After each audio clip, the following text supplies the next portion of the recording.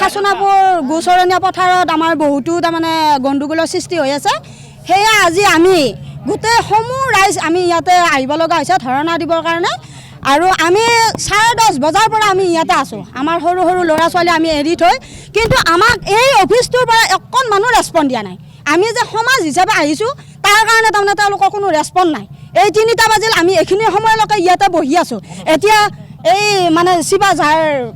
circle অফিচৰ তাতে ভিতৰত সোমাই গৈছোঁ আমি তাৰমানে ইয়াতে অতি তাৰমানে আমি হেৰি হৈ গৈছোঁ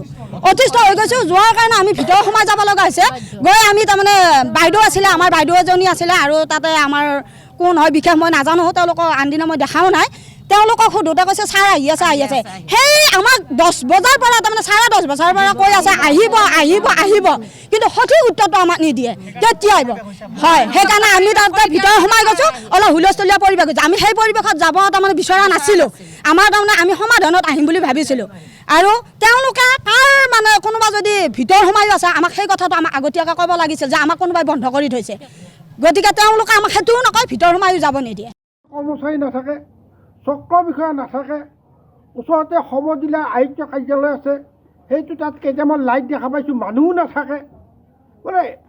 সাংঘাতিক ধৰণৰ এখন কিবা ঠগবাজি চলি আছে গতিকে আজি ইয়াৰ পৰাই মাননীয় মুখ্যমন্ত্ৰী মহোদয়ক ক'ব বিচাৰিছোঁ যিসকল কৰ্মচাৰীয়ে চৰকাৰী দায়িত্ব পালন কৰিব নোৱাৰে তেওঁলোকক বিদায় দিলে হ'ল যদি তেওঁলোকে চৰকাৰী দায়িত্ব পালন কৰিব নোৱাৰে মিছামিছি দৰমহা লৈ থাকিব লাভ নাই তেওঁলোকক বিদায় দিব লাগে আৰু যাৰ কাম কৰা আগ্ৰহ আছে তেওঁলোকে কাম কৰিব যাৰ কাম কৰাৰ আগ্ৰহ নাই ফাঁকিত চলি আছে আৰু প্ৰায়বিলাক অফিচ ফাঁকিতে চলি আছে আমাৰ এইটো এটা ব্লক অফিচ আছে ইয়াত বিডিঅ' নাই ৰাজহ চক্ৰ বিষয়া কাৰ্যালয় আছে ৰাজহ চক্ৰ বিষয়া কাৰ্যালয় নাই মানে খুলীয়া ভাওনাৰ বহুৱাৰ মিটিং হ'লে হৈছে এইখন মানে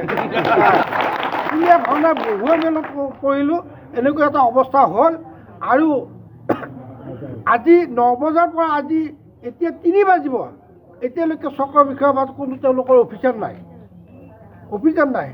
তাৰমানে তেওঁলোকে কেৱল দৰমহাকেইটাক বাহিৰে ৰাইজৰ সমস্যাৰ ওপৰত তেওঁলোকৰ কোনো গুৰুত্ব নাই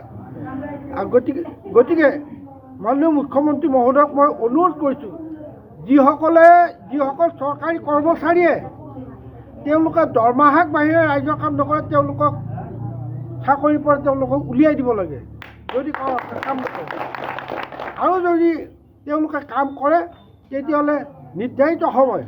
তেওঁলোকে 9 বজাৰ পৰা 5 বজালৈকে চৰকাৰী অফিচত থাকিব লাগে এইটো হ'ল আমাৰ এতিয়া আপোনালোকৰ যি অৱস্থান ধৰ্মঘট কৰিছে বেদখল মুক্ত কৰিবলৈ গোচৰণীয়া পথাৰ যদি দাবী মানি নলয় না আমাৰ আন্দোলন চলি থাকিব আমি গণতান্ত্ৰিক প্ৰক্ৰিয়াৰ মাজেদি আমি আগবাঢ়ি গৈছোঁ এইখন এখন গণতান্ত্ৰিক দেশ আমি উদ্ভণ্ডালি কৰা নাই কিন্তু আমি উদ্ভণ্ডালিটো চৰকাৰী অফিচাৰহে দেখা পাইছোঁ দৰমহা লৈছে অফিচত নাথাকে সেইটো এটা ক্ৰাইম দুৰ্নীতি তেওঁলোকে দৰমহা লৈছে তেওঁলোকে মাহিলী যদি দৰমহা নলয় বোলে মই 5 দিন অফিচত যাওঁনে 5 দিনৰ দৰমহা নলয় সেইটোতো নহয় তেওঁলোকে দৰমহা লৈয়ে আছে তেওঁলোকে ফাঁকি দি দৰমহা লৈছে আমি ফাঁকি দি থকা নাই ইয়াত সঁচা কথাৰ কাৰণে আহিছে গতিকে যিবিলাকে ফাঁকি দি দৰমহা লৈ চৰকাৰক ঠগ প্ৰবঞ্চনা কৰিছে তাৰ বিৰুদ্ধে মুখ্যমন্ত্ৰী মহোদয়ে ব্যৱস্থা ল'ব লাগে এইটো আমি আজি ইয়াৰ পৰাই দাবী উত্থাপন কৰিছোঁ যিকোনো খবৰৰ বাবে যোগাযোগ কৰক 7099017330 লগতে 7099017110 নম্বৰত